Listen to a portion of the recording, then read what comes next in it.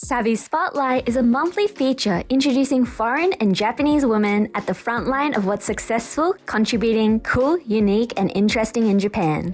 Today, we're shining the spotlight on Brittany Arthur, a mother balancing family life in Japan while leading a company here that uses AI and design thinking to reshape how businesses operate. So my name is Brittany. I'm the CEO of a company called Design Thinking Japan. We work on helping Japanese organizations implement AI in their businesses. What I do in my day-to-day is that I support Design Thinking Japan in terms of customer relationships, managing our stakeholders, bringing new ideas to life. And actually, when reflecting for this interview, I was thinking, I've actually been doing that most of my life. So I actually came to Japan in 2005 when we had a group of exchange students come to my school in Australia each year. I thought I can't start my double bachelor degree in Japanese and international business without having been to Japan. So I asked my principal of my school and I said, look, I would like to go on an exchange to Japan. Would you be open to writing a letter to the principal of the girls that we host every year? She said, I'm willing to do that. And so she wrote a letter asking, we always, kind of like host your, 3 of your girls every year. Would you be willing to host one of ours? And as you can imagine, in Japanese style, there is no way that they would have been able to say no. I didn't know that at the time, but obviously now I do. So off I went, 3 months, to a place called Kagoshima, which is the most southern part of the most southern island of Japan, which was amazing. I was able to build connection or empathy for people who I don't think I would have met otherwise. So that was back in 2005, and often laugh thinking back on that story because that's exactly what I do today. I go to 2 different companies and I say, would you be willing to try this new idea? What inspired you to start Design Thinking Japan? I was working in the international assignment department. I was going to be using Japanese and English. I was going to be working directly with people, working in Roppongi, finally in Tokyo. That was all going really well. I started in December 2010, and then March 2011, if you remember, I was at my desk and the building started shaking, and it was what we now know, the Tohoku earthquake. And at that point in time, I interestingly had a scholarship from Rotary International to study further, and I was going to be doing my master's here in Japan.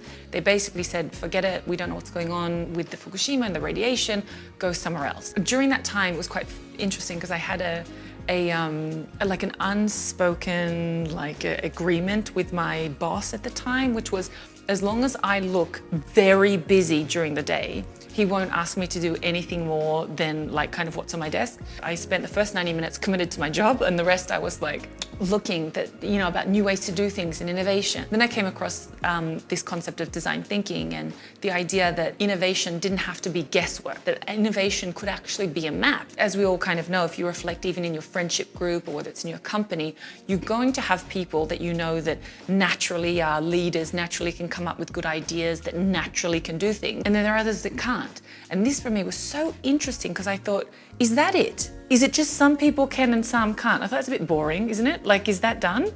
And then design thinking actually was an approach to saying that, hey, follow this recipe, follow this process, follow this map, and you can get to where you want to go. And I thought, that's something really cool because it's really connected to traditional Japanese principles of empathy and interdisciplinary collaboration. In Japan, we know you could have studied law for 4 years, but your first year in the job, you might be at the factory in Higashimatsuyama learning how, the products are made, which is very important for, when you are a lawyer in the HQ, you're thinking about how are people using these products, because you've been on the floor. So all of this kind of, approach is super interesting and super close to Japan. And I thought this might be actually really powerful because it's a process of traditional Japanese principles.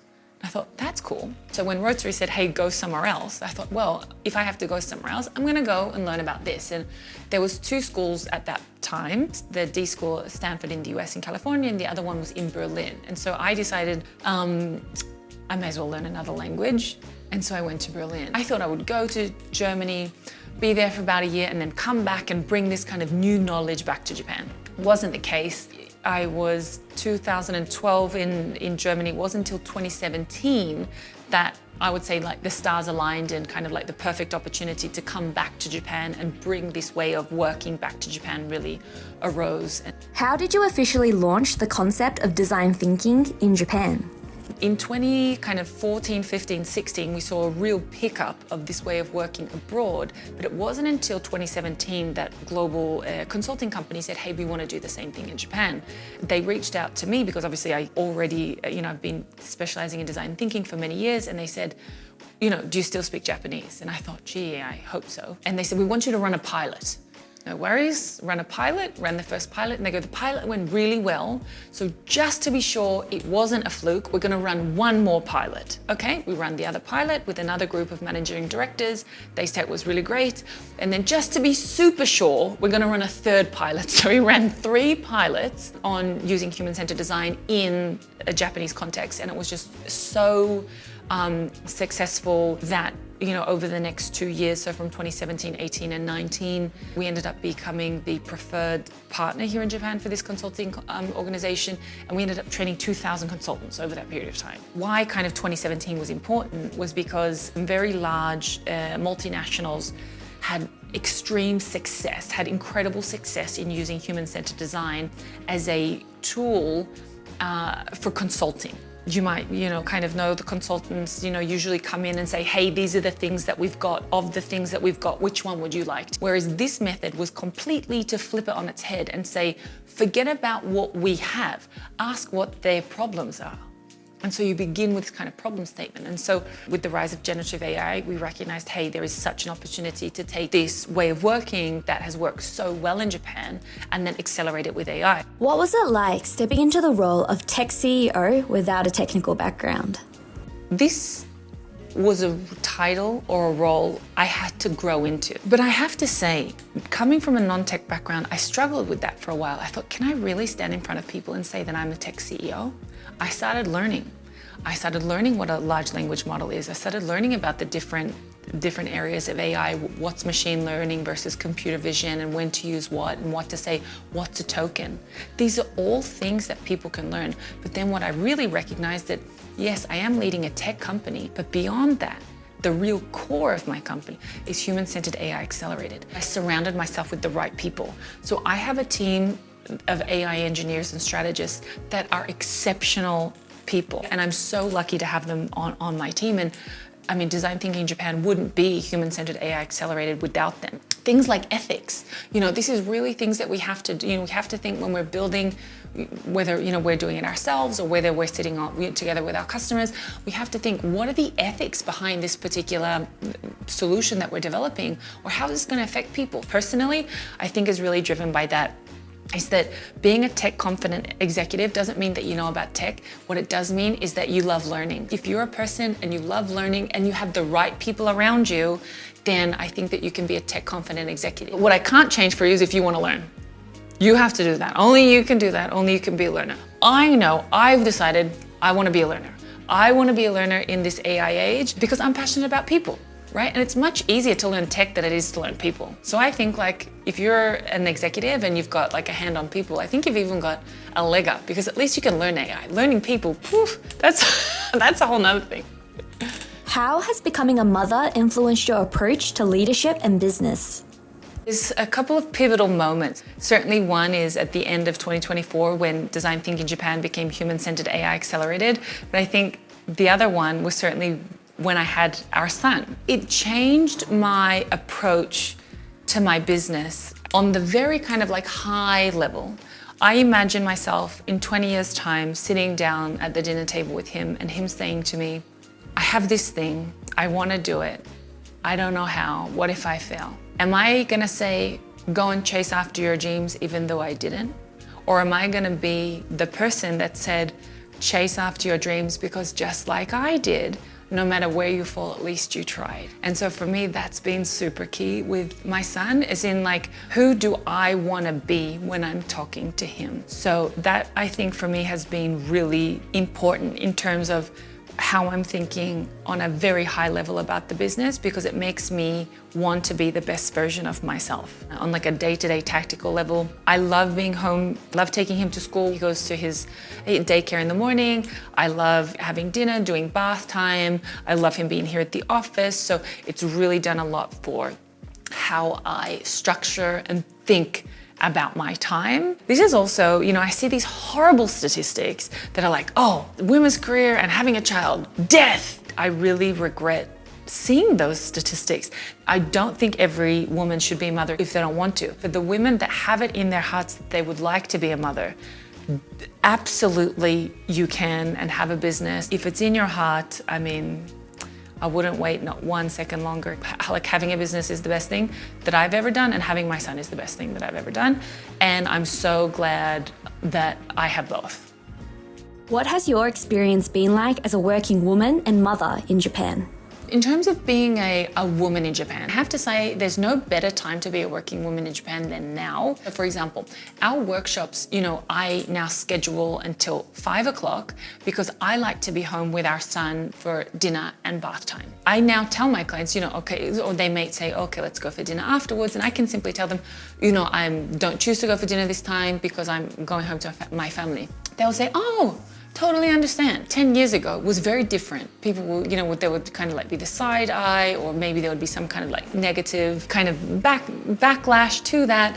But I have to say, in terms of the openness now, I haven't found that to be an issue for me. What hurdles did you have to overcome to start a business in Japan with your family? I often think it's much easier to have a business and a child than to have a child and a job. Right? And so for us, we always had to think about it holistically because we were coming over as a family. I was married. You also have to think about what about the career opportunities, for my spouse. So we were not only setting up our business, but we were also setting up what is it going to look like for our family to be in Japan. There are some interesting things. I'm on what they call a business manager visa. There's some very bizarre kind of requirements that honestly, you have to pick your battles in Japan and you can't fight everything. One of those things is you have to have a 03 bango, you have to have a landline. Why? As you know, in Japan, it's in order to get a phone, you have to get an address. In order to get an address, you need a bank account. In order to get a bank account, you need a visa. And so there's all this kind of literal merry-go-round of bureaucracy. Not only are we setting up our own business, but we're setting up our own business and sponsoring our own visas, right? The whole thing took about 5 months, 6 months. If I wasn't as passionate about Japan as I am, I don't think I would have bothered. If anything, our Japanese immigration lawyer, who was a past interviewee, Saki Nakahara, is like an extended person in our family. So if anyone is thinking that they need to set up a business in Japan, go and contact Saki and see if she's a good fit for your business, or if you're a good fit for her as well. What advice do you have for families wanting to move to Japan? So really sit down with you and your family and say, what do we want our life to look like? And then plan back. You also have to prototype your life. What does that mean? Before my husband and I decided where we were going to live in Japan, how we were going to live in Japan, we rented a monthly apartment and we lived in the area that we wanted to live. And we didn't come on a holiday, because Japan is a wonderful place for holiday, and this can get you into trouble because you go, oh my gosh, it was so wonderful, Japan, oh my goodness. And then, you actually get here to live and you're like, oh my goodness, then the whole BS with the get a telephone number and then get a bank account to get a visa, and then this whole cycle starts, right? So you've got to come enough time that will help you imagine what it's like to live here beyond what is it like to live here as a tourist, right? You have to then really deeply think about, okay, what does your current life look like? Let's say you're not in Japan. Is there ways that you can create your own Japan fund? Say, I can't personally go to Japan because I can't afford to go prototype my life there. This is what I would do. Search someone online who either lives where you live or works at a company you work at. Send them an email, call them, ask them, for an online coffee. There are these kinds of things where you can buy me a coffee sites. You can send them $5 and say, this is me buying you a coffee. There are so many ways that you can prototype your life. In terms of setting up your actual business, it really begins with who are you as a business, and also your family goals. If you come over here as a family or a personal goal, what is your goal? You have to really go back and say, okay, what's my personal goal? Start there. If you don't want to run a business, do not get an office. With our business of design thinking, and it's really now how I think about life, right? So instead of jumping to do you apply for this visa or that visa, my question is always, what do you want? Just in your life. Start there and then kind of plan back. How do you maintain a healthy work-life balance with a family and business to run? When it comes to also having a family or having a son, lots of people kind of maybe stop doing things that they really used to enjoy doing because they have kids or whatever. And I've found that maybe you can't do it in the exact same way, but finding a way that you can do the things that you love together with your son or with your child, I think is really important. We actually ran an AI event not too long ago, and one of the participants is from Tanzania, and he has a farm here in Tokyo. And he's like, yeah, if you want to come by with your son, come by. I said, absolutely. When? And then my husband, myself, and our son, we went and we planted potatoes with them, in Tokyo. And so this is for me like really wonderful moments that, as much as that we're super AI accelerated here at DTJ, taking that moment to remember that it's all about the human-centeredness, planting the potatoes, meeting new people, traveling outside our comfort zone, going to see a farm in Tokyo, those little things for me, I think what kind of closes the loop. Please tell us more about your family life in Japan. I have to say, I traveled so much in my 20s, but now I feel, I'm married and I have a child, and it's just never been more enjoyable for me than to just stay down in Yokohama and go for a nice walk, down by the water. I'm originally from Melbourne, so very much the Melbourne vibes here with lots of places to get a coffee, but also by the water, a little bit of the green. It's a wonderful place to raise a family. I think if you were to speak to me when I was in my 20s, maybe this wouldn't have been my ideal spot for a living, but certainly now that I'm raising a family, this is just such a wonderful area. And interestingly, when we first signed up to be here in Yokohama, City Hall says, okay, the first thing first, you have a child under 2 years old or under a certain age, here's 15,000 yen a month, because that's what all the children get here in Yokohama. And I thought, I'm Australian, I've got nothing from our government. My husband's Mexican, we've got nothing from the Mexican government. We arrive in Japan, they're like, welcome. But Japan really leans into the seasons. There's always some festival going on. There's some kind of autumn festival, there's a spring festival, there's a strawberry festival, there's always something to celebrate. So I'm a big fan of Yokohama because we will take any reason and we'll make a festival about it, and it's an excuse to eat, drink, and be merry. Please tell us about your Business Karaoke Podcast and why you started it. The Business Karaoke Podcast came during COVID when I was in Mexico. If you think about it, I had come from doing in-person, training, and then all of a sudden, obviously due to COVID, all of that stopped. And I thought, okay, this is a tricky moment, but is that how your story ends? Because that's pretty dumb. I remember being a student climbing up Mount Fuji, vomiting my eyes out halfway up through, altitude sickness. And they were like, oh, you can go back down. And I said, look, this story ends in two ways. Way number one, I got off halfway up Fuji, I started vomiting and I went down. Or I got halfway up Fuji, I started vomiting, I got to the top and I went down. Guess which story I'm going for? Number two, I am not going up half because I'm vomiting already. It's not gonna get any better, it's gonna get worse. So I said, forget it. I'm going to the top of Fuji, vomiting, and that's it. So we're in Mexico, and I was giving these monologues to my husband. Oh, and about Japan and blah, blah, and he's like, look, as much as this is really great, I feel like I'm not your audience. Why don't you just record what you tell me and just put it online? And I was like, okay. So I did my first episode, and that was with my university friend. So you have to go someone you trust. And then so I recorded an episode with him, and then we're like, oh, but what should we call it? What should this be? Because if you think about Japan, when they're free, when they're open, when people can talk to each other, when they're having fun, you can fail, when people cheer you on.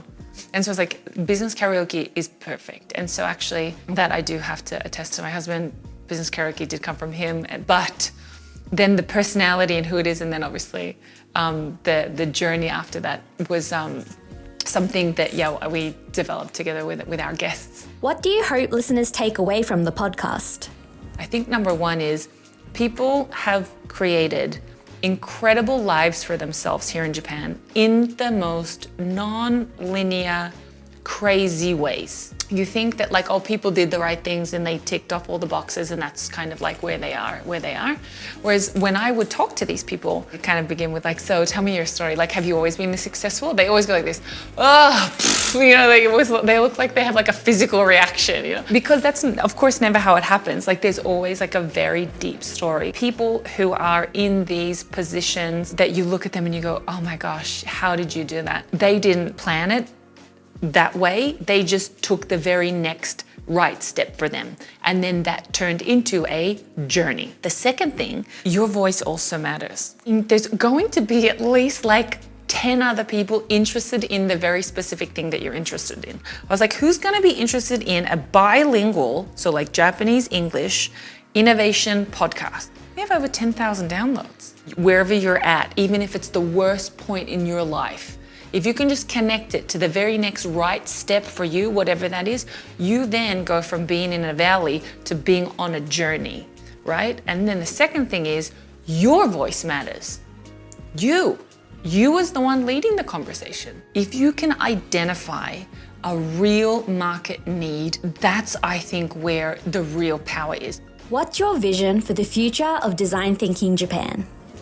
I want Design Thinking Japan to be the trusted AI advisor in Japan. 9 out of 10 executives believe that AI will transform the industries and will transform their business, but only 2 in 10 feel ready. So we have this massive gap between people being like, okay, this is going to be really important, but I don't know what to do about it. And I really want that to then be not just like on a person-to-person level, but I want Japanese executives to know that in order to be a tech-confident executive, to know how to manage AI, it's not only about the technology, it's about how it's going to affect your people and what problems that you're solving. That's where I really see it going. Where do you recommend tourists visit in Japan for a truly memorable experience? I wouldn't necessarily say that it's like a specific place, but it's like a moment, right? Which is going somewhere where maybe it's not so crowded, going a little bit off the path, especially because if you're going to like very specific, touristy places, everyone's going to be using the same map. You recognize that you're like, oh, we're all going in the same way. It's like a bit like a caravan, right? Just stop and just go a bit to the left and take a few blocks. It may be a little bit longer, but in Japan, for those of you that have traveled here, and for those of you that haven't traveled here, one thing to know is that nothing really fast happens here. People think Tokyo is super fast. People are like on the go. Yes, there's a lot of people, and yes, the trains go very fast, but everything else goes pretty slow, to be honest. You're usually waiting a long time for things. You're just waiting for food, waiting for a taxi, waiting for a coffee. I mean, there's a lot of waiting in Japan. You may as well just enjoy that time and, just try something new, particularly around those really touristy areas. And don't be afraid of going somewhere where it's like all kanji or it's all hiragana or katakana if you don't have a food allergy. If you don't have a food allergy, just try some food. Again, not if you have a food allergy though. What is your Japan travel tip? Japan is the land of experiences. So my absolute number one Japan travel tip is to go and do an experience. Maybe that's getting your hair cut, or maybe it's even just getting your hair washed if you're a little bit nervous about getting your hair cut in a foreign country. If you're able to experience Japan even in these little moments, there's so much to index. So I would recommend, if you can and you're coming to Japan, at least get a hair wash. You will see from the moment that you walk into the store and they take your coat and you put your jewelry on a little plate and things like that, that it's just that attention to detail that perhaps you won't see many other places. Add in something where you can have a personal experience here so that you can maybe get even just a little bit familiar with that concept of omotenashi and people feeling really seen and that attention to detail. So that would be my number one travel tip. Go and get your hair washed. Find our past Savvy Spotlight features over on our site at savvytokyo.com. For new and upcoming features on more inspiring women in Japan, don't forget to subscribe to our channel. If you have anyone in mind you'd like us to interview, please leave us a comment with your recommendations.